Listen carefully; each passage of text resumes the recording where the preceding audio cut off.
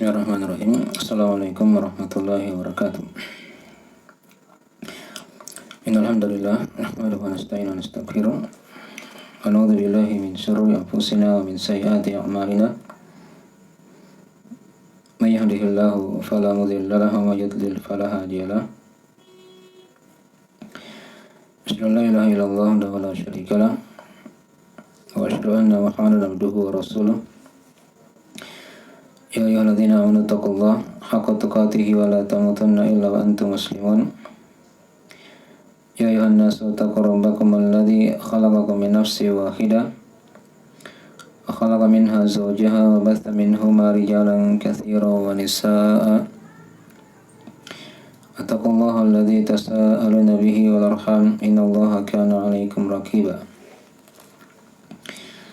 Ya ayyuhalladzina amanu taqullaha wa qulu qawlan sadida yuslih lakum a'malakum wa yaghfir lakum dhunubakum wa may yuti'illaha wa rasulahu faqad faza fawzan 'azima amma ba'd. Inna asdaqal hadithi kitabullah wa khairal hadi Muhammadin sallallahu alaihi wasallam wa syarrul umuri muhdatsatuha fa inna kulla muhdatsatin bid'ah wa kullu bid'atin dhalalah wa kullu dhalalatin finnar. Ma'asyiral muslimin wal muslimat yang dirahmati oleh Allah Subhanahu wa taala dimanapun berada. Pada malam ini insyaallah taala kita akan lanjutkan dari pembahasan kita mengkaji dari ringkasan fikih yang kita sarikan dari buku Syekh Shalih Fauzan hafizahullah ta'ala yang berjudul Al-Mulakhas Al-Fiqhi.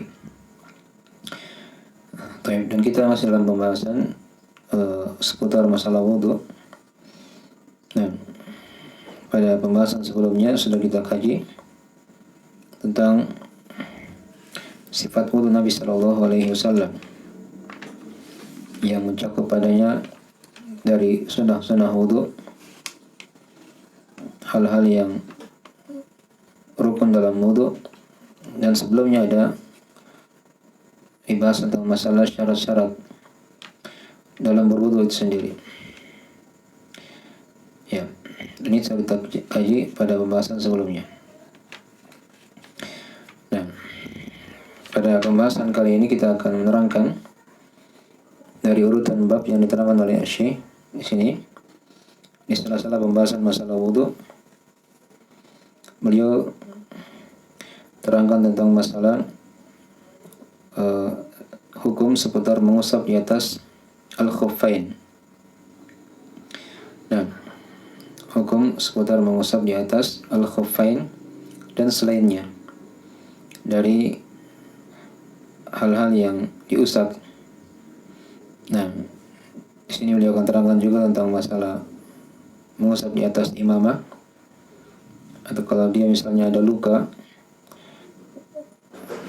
dia berwudu bagaimana caranya. Itu akan dibahas oleh Syekh di sini. Nah, itu dari hal yang akan kita kaji pada pembahasan kali ini. Ya. Baik. Dan mungkin kita akan uraikan bab ini dalam 2 kali pertemuan. Di awal pembahasan kita akan kaji tentang masalah mengusap di atas al-khuffain. Nah, apa itu al-khuffain? Al-khuffain itu dari kata al-khuff. Nah, al-khuff adalah secara bahasa dia merupakan sejenis sendal atau sepatu yang terbuat dari kulit. Nah, yang menutupi kedua mata kaki. Yang menutupi kedua mata kaki. Itu dari ukuran al-khuffain. Nah, jadi kalau misalnya sepatunya dipakai di bawah mata kaki, maka dia bukan dikatakan al-khuff. Dan tidak masuk dalam pembahasan yang kita kaji ini. Nah, dan al-khuff ini dia dari hal yang ma'ruf, dikenal di kalangan orang-orang Arab, tapi terutama pada daerah-daerah yang di situ punya musim dingin. Nah, kalau kita di negeri Indonesia ini mungkin jarang seorang dia memakai al-khuf atau dua al-khuffain ini. Karena di negeri kita itu musimnya hanya dua saja, yaitu musim kemarau dan musim hujan. Dan jarang di tempat kita ada musim dingin yang sangat dingin. Tapi di sebagian negara, ya, di masa Nabi SAW ketika itu juga dialami di kota Madinah atau di sebagian negeri-negeri yang lain yang punya 4 musim misalnya. Ada musim dinginnya, ada musim panasnya, dan juga ada 2 musim yang lain seperti musim semi dan musim gugur. Nah, itu kadang dibutuhkan dari hal ini. Nah, tentang masalah pembahasan al-khuf, dan mereka memakai seperti itu untuk menghangatkan dari kaki yang dingin. Nah, itu yang dikatakan dengan al-khuf. Dan pembahasan masalah mengusap di atas al-khuf ini, dia bentuknya ya dijalankan tangannya di atas al-khuf, ya, atau kalau di kita dibahasakan dengan bahasa apa, dibilang sepatu juga, ya mungkin itu dari hal yang mendekatkan, tapi bentuknya bukan sepatu. Nah, dari hal yang dimaklumi di negeri-negeri yang ada musim dingin di situ, yang tujuannya untuk menghangatkan dari kaki mereka. Ketika di musim dingin, kalau mereka berwudu dengan air, itu tidak bisa. Kadang ada hal yang memberatkan. Maka dalam agama kita diterangkan keringanan dalam masalah itu. Boleh dia mengusap di atas al-khuf dari pelapis kaki tadi itu. Nah, dan tidak perlu dia mencuci kakinya. Tidak perlu dia mencuci kakinya. Taib. Dan nanti akan diterangkan jadi modelnya mengusap di atas sepatu itu atau al-khuf itu, dia jalankan kedua tangannya. Nah, dan dia jalankan di atas tangannya saja atau di atas sepatu tadi itu atau al-khuf itu menurut pendapat kebanyakan para ulama. Dan tidak perlu dia mengusap di bagian bawahnya. Nah, dengan dalil dari hadis Ali bin Abi Thalib dalam masalah ini. Ya. Kata beliau dalam riwayat Abu Daud dan selainnya, kata Ali bin Abi Thalib radhiyallahu taala anhu, "Law kana ad-dinu bir-ra'yi lakana asfal al-khuf awla bil masah min a'la. Laqad ra'aitu Rasulullah sallallahu alaihi wasallam yamsahu ala dhahiri khuffaihi." Kata Ali, andai kata agama dengan ar-ra'yu, dengan pendapat misalnya, maka bagian bawah sepatu itu lebih pantas untuk diusap daripada bagian atasnya. Ya, karena yang kotor kan di bawah, sementara yang diusap di mana? Di atas. Maka kata beliau, sungguh saya melihat Nabi SAW mengusap di atas khufnya, kedua khufnya. Nah, ini adalah pendapat yang dipegang oleh kebanyakan para ulama. Ya. Baik. Jadi namanya mengusap, dia tidak mesti harus dia usap seluruh dari khufnya itu. Tapi cukup dia jalankan tangannya, sudah cukup. Nah, dan tidak mesti harus kena semuanya. Dijalankan di atas khuf tersebut. Baik. Nah, kita lihat dari penjelasan dari Syekh Shalih Fauzan di sini tentang masalah itu. Boleh terangkan bahwasanya agama kita itu adalah agama yang mudah, yang dia bukan agama yang menyusahkan. Ada hal yang berat, karena dalam agama kita telah dihilangkan setiap sesuatu yang berat dari hukum-hukum syariat. Nah, padanya terdapat maslahat ya untuk menghilangkan dari hal yang berat tersebut. Dan di antara perkara itu adalah syariat Allah dalam masalah berwudu. Ya. Jika misalnya seorang dia tidak bisa mencuci kakinya, maka boleh dia mengusapnya ketika dia pakai pelapis atau sepatu atau al-khuf yang telah diterangkan tadi itu. Kalau mungkin kita pakai kaos kaki atau yang semisalnya. Nah, ya, mungkin dari hal yang hendaknya diperhatikan. Ya. Jadi dia pakai al-khuf ini, kedua khufnya untuk melindungi kakinya dari rasa dingin. Nah, kalau di musim dingin, tapi kalau di musim panas itu juga berfungsi untuk melindungi kakinya dari panasnya matahari. Nah, pada sebagian keadaan seperti itu. Baik. Dan juga di sini akan dibahas tentang masalah mengusap di atas imamah atau luka peruban misalnya. Nah, dari hal yang akan diterangkan oleh Syekh Shalih Fauzan di sini. Ya.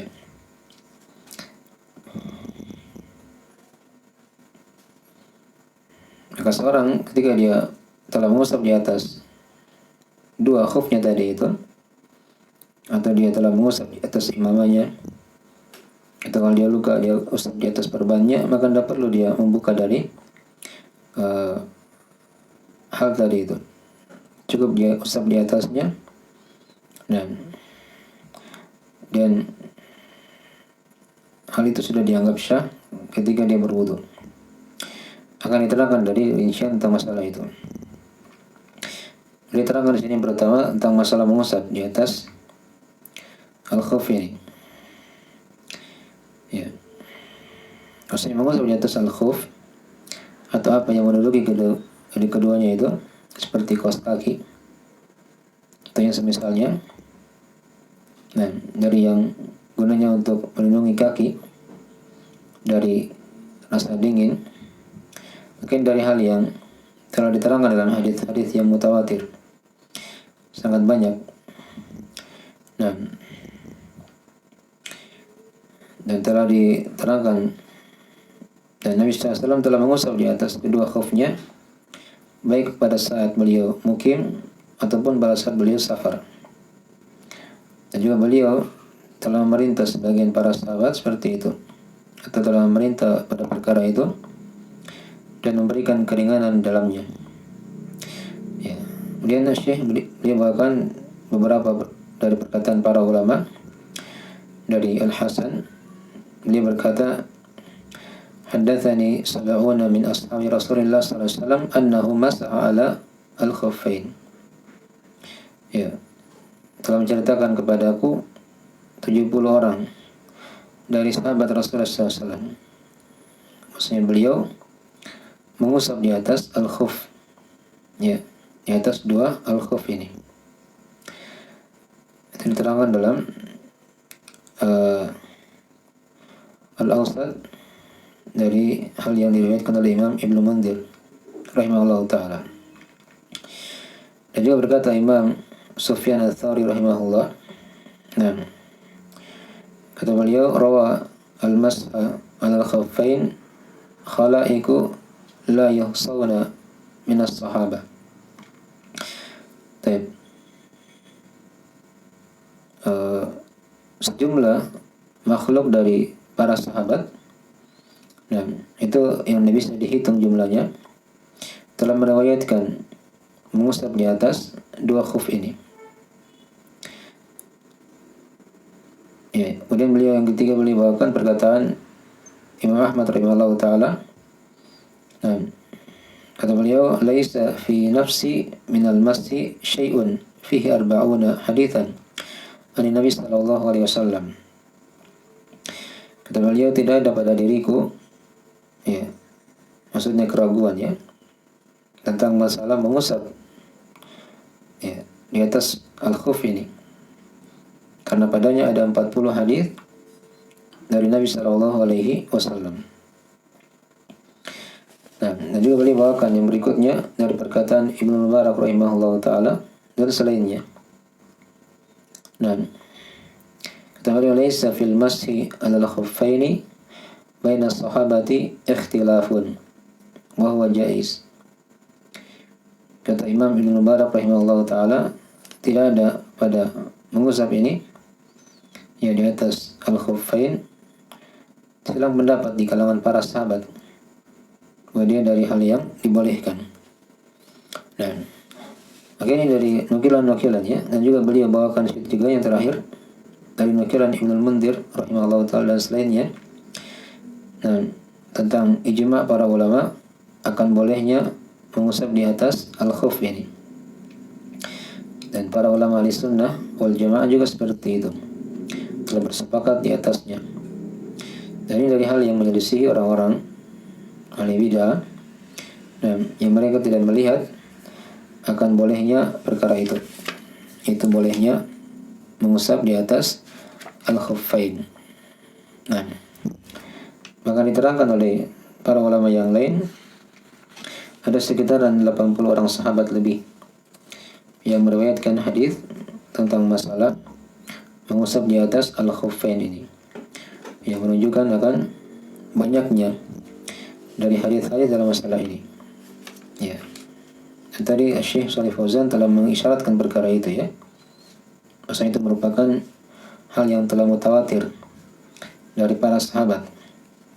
Nah, tentang syariat mengusap di atas al-khuffain ini. Nah, jadi kita kembali tadi ya kepada makna al-khuf. Ya, dia sejenis alas kaki.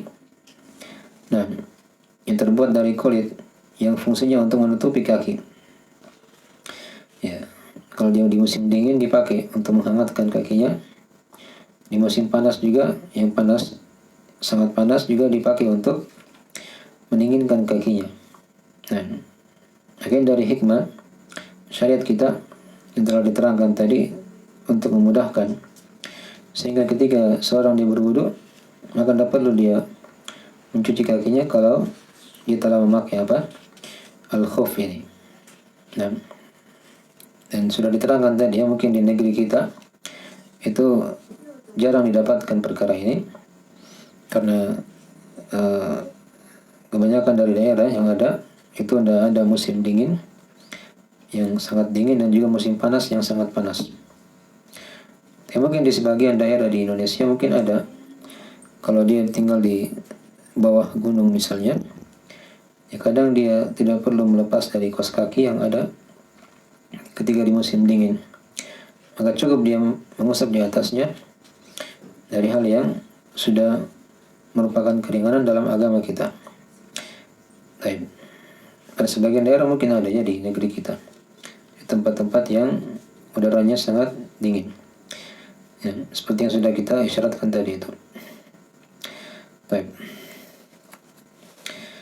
Adapun dalil dari Al-Qur'anul Karim, sebagian ulama menerangkan dia diambil dari ayat di surah Al-Maidah yang telah kita baca di seputar rukun-rukun wudu pada qiraah yang lain. Diterangkan di situ wa arjulakum ilal ka'bain. Jadi kalau ayat yang dibaca di qiraah yang masyhur yaitu kaki itu dicuci atau dibasuh, karena dia ataf kepada wajah. Faghsilu wujuhakum ya wa aydiyakum ilal marafiq wamsahu bi ru'usikum wa arjulakum ilal ka'bain. Dan cucilah kaki kalian ya sampai ke mata kaki.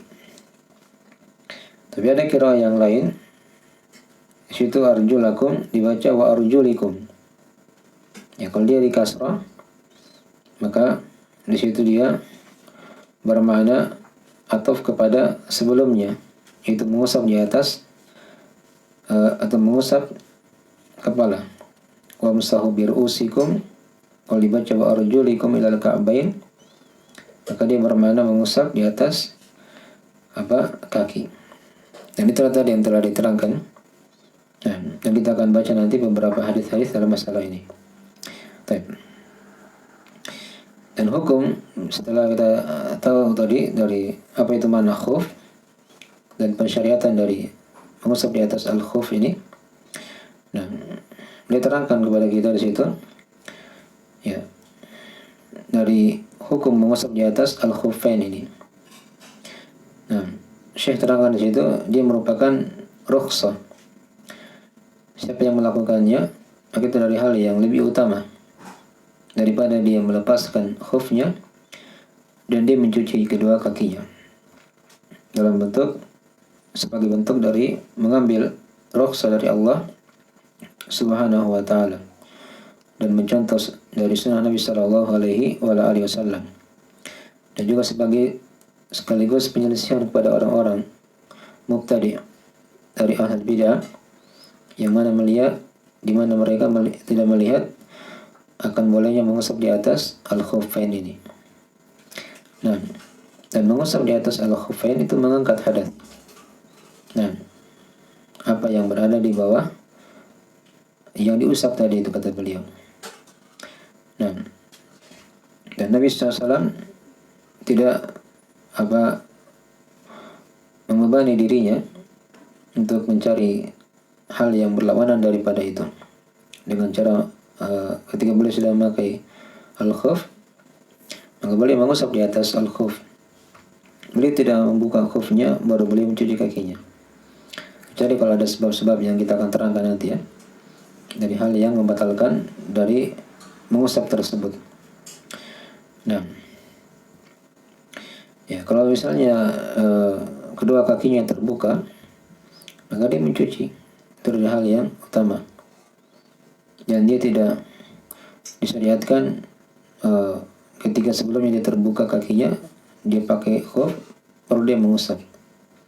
Jelas ini dikembalikan kepada keadaan kondisi pada yang ada pada tiap-tiap dari kaum muslimin yang membutuhkan dari syariat ini. Dan tadi sudah diterangkan ya, hal ini dibutuhkan di tempat-tempat yang di situ sangat dingin. Ya mungkin di negeri kita ada sebagian daerah yang seperti itu. Di tempat-tempat yang tinggi, di puncak, itu kadang suhunya sangat dingin sekali. Maka seorang kadang pakai kaos kaki atau yang semisalnya, kalau ada khuf dia pakai, dan ketika dia ingin membasuh kakinya saat berwudu maka tidak perlu dia mencuci kakinya, cukup dia usap di atas kedua khufnya tadi itu. Nah, makanya dari pembahasan-pembahasan yang diterangkannya oleh para ulama, jadi kesimpulan dalam masalah ini, hukum mengusap di atas al-khuf ini dari hal yang dibolehkan. Nah, walaupun kata para ulama kalau dia bisa mencuci maka itu adalah hal yang lebih utama. Itu dari pendapat jumhur ulama, kebanyakan para ulama dalam hal ini. Tapi tadi sudah diterangkannya oleh Syekh, ya, dilihat pada keadaan kondisi yang sudah kita gambarkan tadi itu. Ya, kalau dia butuhkan situ mengusap maka itu adalah hal yang lebih utama daripada dia membuka khufnya kalau dia mencucinya. Nah, tapi kalau dia kondisi biasa, dia dalam keadaan mencuci kakinya ketika berwudu itu lebih utama. Jika tidak dikhawatirkannya ada bahaya atau penyakit yang membahayakan dari kulit.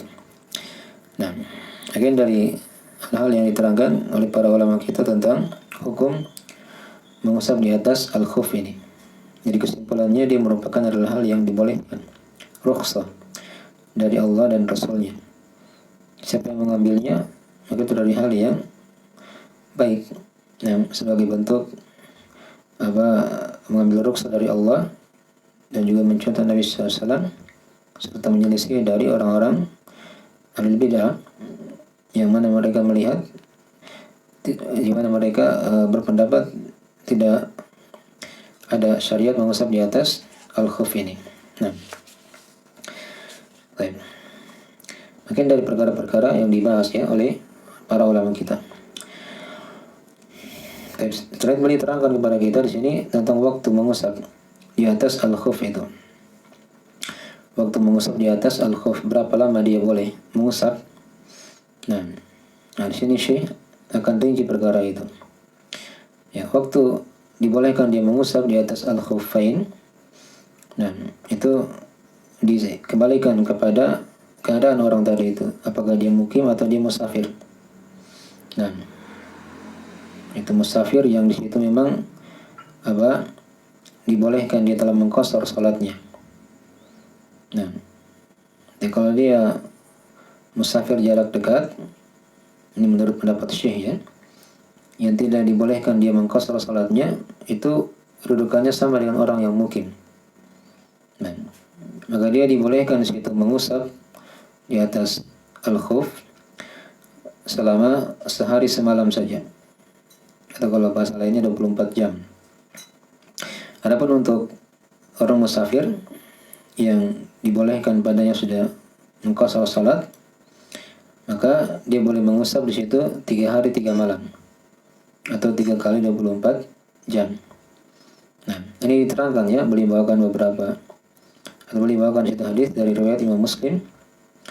Nah, kata salah seorang sahabat dalam masalah ini, boleh disebutkan sahabatnya, tapi ini ada diterangkan dalam Bulughul Maram. Anna Nabiy sallallahu alaihi wasallam ja'ala lil musafir 3 ayyamin wa layaliyahunna wa yawman wa laylatan lil mukim. Ya. Nah,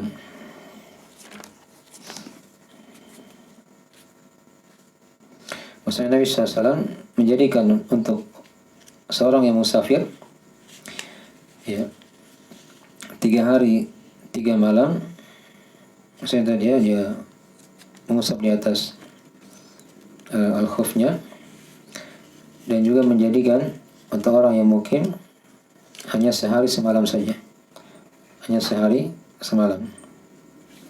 Nah,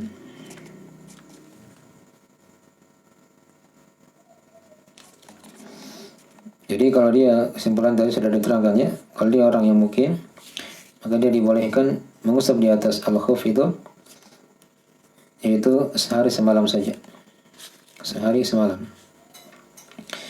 Nah, kalau dia orang yang musafir, dia dibolehkan mengusap di atas al-khuf itu 3 hari 3 malam. Ya.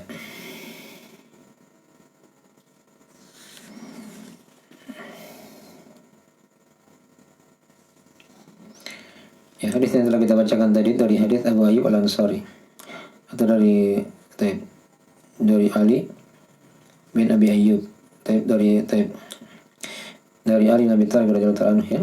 Nah, beliau berkata, ja'ala Nabi sallallahu alaihi wasallam 3 ayyamin wa layalihunna lil musafir wa yawman wa layla lil mukim, yakni fil mashi ala al-khuffain. Kata Ali bin Abi Thalib, Nabi sallallahu alaihi wasallam menjadikan 3 hari 3 malam untuk musafir dan sehari semalam untuk mukim, yaitu mengusap di atas al-khuffain ini. Ya, dan juga ada beberapa riwayat yang lain, tapi sudah cukup ya menerangkan tentang masalah itu. Sekarang beliau terangkan di situ kapan awal dari waktu mengusap dihitung. Ya, diterangkan oleh Syekh, nah, yaitu ketika awal dihitung dia mulai masuk waktu mengusap. Nah, ini ada selang pendapat di kalangan para ulama ya. Tapi di sini yang dikuatkan oleh Syekh Shalih Fauzan, yaitu ketika awal kali dia mengusap di atas al-khuf tersebut. Ya, kalau misalnya dia pakai khufnya misalnya di jam 6 pagi, kemudian di jam 9 pagi dia batal, kemudian dia ingin berwudu untuk zuhur di jam 12, nah, ketika dia mengusap di atas khufnya di jam 12, nah, dari situlah dihitung dia waktunya sehari semalam untuk mukim dan 3 hari 3 malam untuk musafir. Dihitung dari jam 12 tadi itu, ketika dia mulai berwudu dan dia mengusap di atas al-khufnya. Walaupun ada di kalangan ulama yang lain yang berpendapat dengan pendapat yang lain dalam masalah ini. Ada yang berpendapat dia mulai mengusap itu ketika awal dia memakai khuf tadi itu di pagi hari. Kalau tadi contoh yang kita berikan di jam 6 misalnya. Dan juga ada yang berpendapat dia dihitung awal waktu mengusap ketika dia batal, ketika dia berhadas. Nah, tapi ini dari pendapat-pendapat yang kurang kuat ya, karena sudah diterangkan tadi ya dari hal yang dicocoki dari dalil yang telah kita bacakan. Di situ bahwasanya dibawakan dengan lafaz apa? Fil mashi al khuffain. Ya, mengusap di atas al khuff. Dan itu yang dihitung awal ketika dia mengusap, itu adalah awal waktu untuk dibolehkan dia mengusap. Nah, dibolehkan dia apa? Mengusap. Nah, dengan contoh yang sudah diterangkan tadi itu. Tapi sekali lagi contohnya ya, kalau misalnya dia memakai sepatunya atau khufnya atau kaos kakinya ya di jam 6 pagi, maka kemudian dia batal di jam 9, kemudian dia berwudu di jam 12 untuk zuhur, maka dihitung dia mengusap, waktu mengusapnya awalnya di jam 12 tadi itu. Nah, itu yang lebih dekat kepada kebenaran yang berdasarkan dari hadis-hadis yang ada dalam masalah ini, tentang masalah waktu mengusap di atas al-khuf. Ya.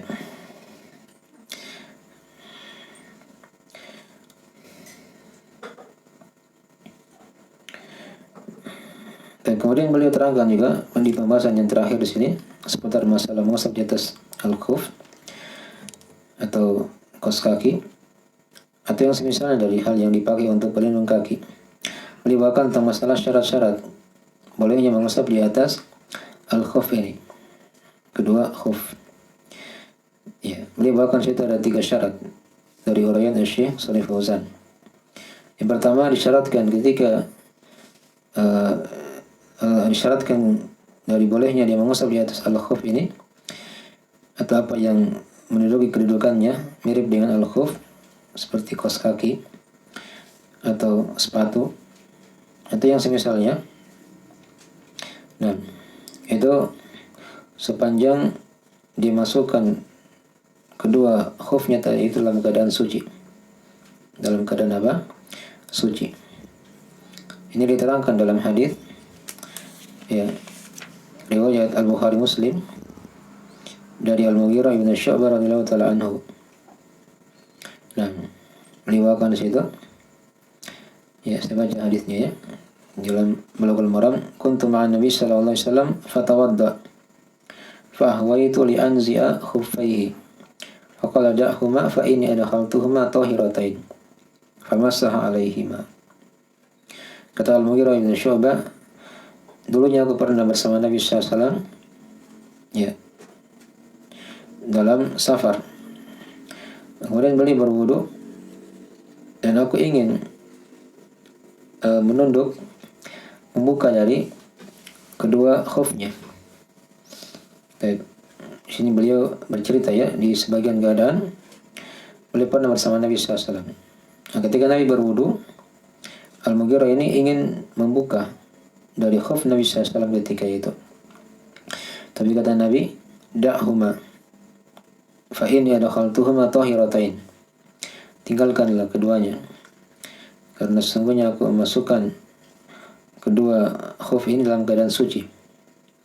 Artinya beliau ketika itu sudah berwudu sempurna ya sampai mencuci kaki, baru beliau memakai apa? Khufnya, sepatunya. Nah, atau kaos kaki kalau kita yang pakai kaos kaki atau yang semisalnya. Dipahami ya? Nah, dan juga beliau situ bawakan juga riwayat yang lain dari hadis riwayat Ahmad dan selainnya. Diterangkan di situ, umirna an namsaha 'alal khuffaini idza nahnu adkhalhuma 'ala tuhrin. Ya. Kami telah diperintah untuk mengusap di atas al-khuffain jika kami memasukkan keduanya dalam keadaan suci. Yang maksudnya dia pakai itu khuf di kedua kakinya dalam keadaan suci. Dia sudah berwudu sebelumnya sempurna sampai mencuci kaki. baru dia pakai sepatunya atau kaos kakinya atau hal yang semisal daripada itu khuf itu. Nah, ketika dia batal misalnya di jam berapapun dia ingin berwudu ulang, maka tidak perlu dia dia membuka dari sepatunya atau kaos kaki tadi itu. Cukup dia mengusap di atas khufnya. Itu yang diterangkan tadi ya syariatnya. Nah, jadi syarat yang pertama, syaratkan dia orang yang memakai khuf tadi itu dalam keadaan suci. Dia sudah berwudu secara sempurna sampai mencuci kaki. Ya, dia masukkan di situ sepatunya dalam keadaan dia telah berwudu ya secara sempurna. Kemudian yang kedua, di antara syarat juga di sini diterangkan oleh Syekh Shalih Fauzan, yaitu hendaknya khuf yang dipakai itu dari khuf yang mubah. Ya, yang boleh digunakan bukan curian. Atau dia dari bahan yang diharamkan seperti misalnya dari kain sutra untuk laki-laki ya, itu dari hal yang diharamkan. Dan karena boleh dia mengusap di atas hal itu kalau dia bentuknya barang curian atau dari kain sutra untuk laki-laki. Dan karena roksa itu tidak dibolehkan untuk hal-hal yang diharamkan. Ya, atau karena hal-hal yang diharamkan itu padanya tidak membolehkan adanya roksa. Maka hendaknya dia pakai khuf itu sepatunya atau kaos kakinya atau khufnya atau yang semisalnya seperti itu dari hal yang mubah memang dimiliki ya, atau dia pakai bukan dari barang curian atau dari hal yang diharamkan bahannya. Kemudian yang ketiga, dari syarat mengusap di atas al-khuf ini sepatu atau kaos kaki atau yang semisalnya, dan hendaknya kata beliau ya, khuf yang dipakai itu menutupi seluruh kaki ya, menutupi seluruh kakinya sampai ke mata kaki ya. Kalau dari pendapat kebanyakan ulama, mereka memandang bahwasanya hendaknya khuf itu ya menutup seluruh kaki sampai ke mata kaki. Nah, jangan ada celah, ada robek atau yang semisalnya seperti itu. Nah, sampai ke mata kaki. Ini juga diterangkan juga oleh Syekh Shalih Fauzan dalam ringkasan fikih ini. Ya, kalau dia tidak menutup mata kaki misalnya di bawah mata kaki, khufnya atau kaos kakinya, maka tidak boleh dia usap di situ. Harus dia buka dan dia cuci seperti biasa yang sudah diterangkan dari pembahasan masalah masalah wudu ini. Nah, dipahami ya. Tapi makanya dari hal-hal yang dibahas ya oleh para ulama. Jadi dari 3 syarat yang diterangkan oleh Syekh, bolehnya seorang mengusap di atas al-khuf atau sepatu atau kaos kaki atau yang semisalnya daripada itu.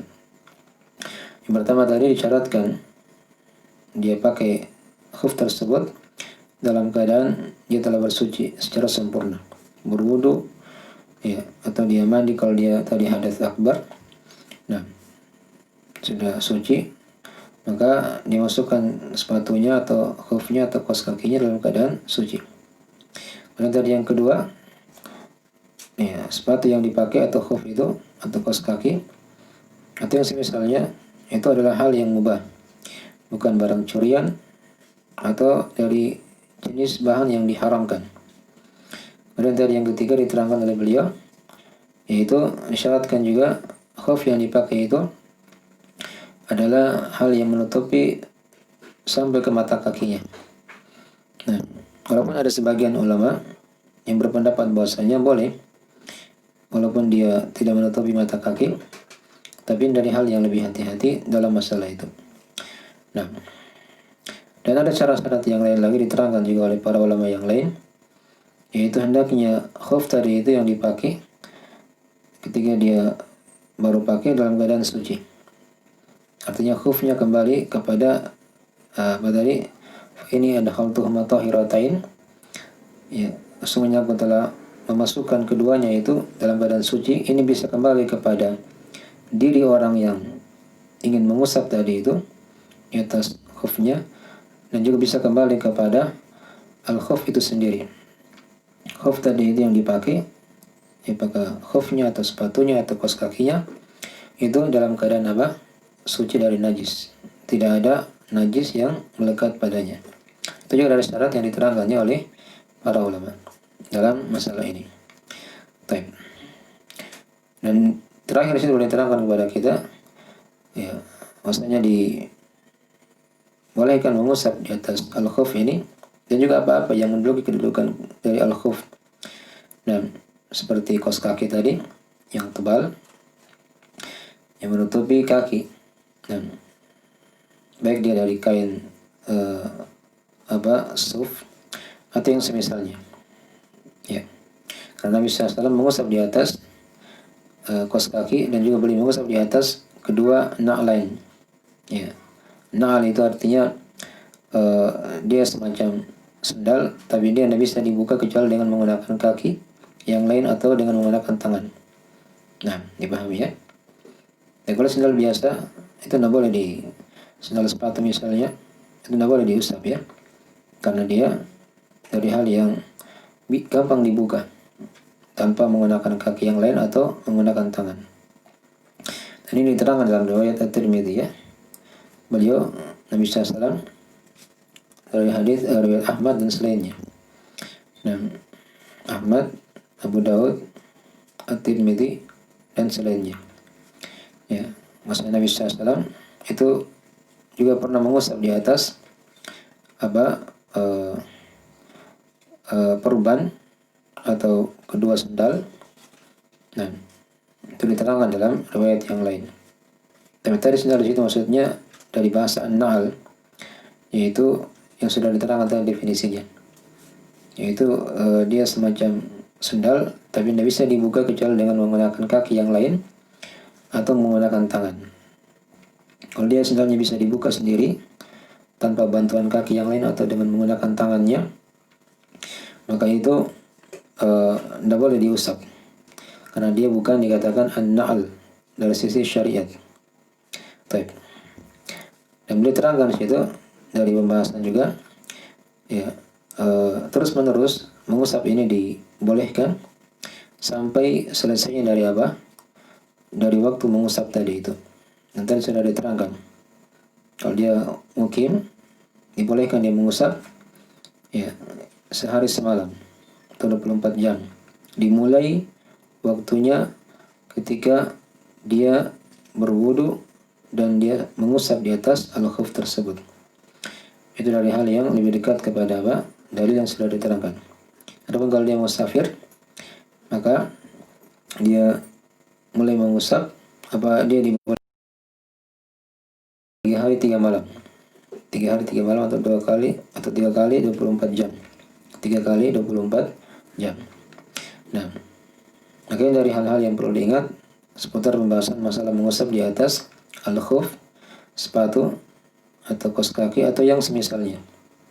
Nah, walaupun mungkin dia pernah membuka dari kaos kaki tadi itu, sepanjang tadi terpenuhi syarat-syaratnya di awal, dimasukkan tadi dalam keadaan suci, ya, dia bukan hal yang dari kaos kaki atau sepatu atau khuf tadi dari hal yang dibolehkan dipakai. Nah, dan dia menutupi mata kakinya, maka tidak ada masalah. Dia buka, dia pakai lagi, maka tidak ada masalah. Ini dari pendapat Syekh Shalih Fauzan ya. Tidak memberikan pengaruh, kata beliau, dengan banyaknya dia lepaskan atau dia pakai kembali, ya, sepanjang tadi terpenuhi apa? Syarat-syarat yang sudah diterangkan. Nah, lagi dari sebagian perkara-perkara yang dibahas seputar masalah mengusap di atas al-khuf, ya, apakah dia bentuknya sepatu atau kaos kaki atau yang semisalnya. Dan tadi sudah diingatkan ya, hukum ini mungkin di sebagian daerah di negeri kita kadang jarang kita terapkan. Tapi di sebagian daerah juga yang di kondisi dingin, ya, itu hal tersebut dibutuhkan perkara-perkara ini.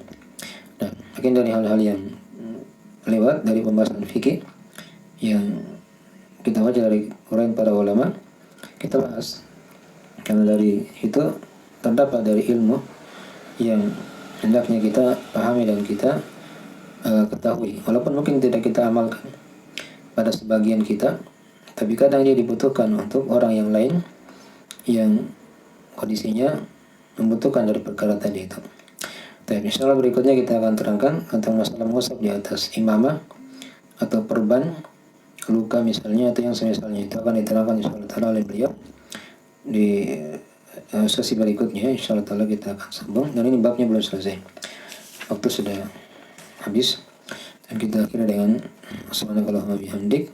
Jika ada misalnya kekurangan, insyaallah taala kita akan lengkapi di pertemuan berikutnya insyaallah taala. Nah, tapi kita akhiri dari pengajian kita pada malam hari ini. Subhanakallahumma bihamdik, asyhadu an la ilaha illa anta, astaghfiruka wa atubu ilaik. Assalamualaikum warahmatullahi wabarakatuh.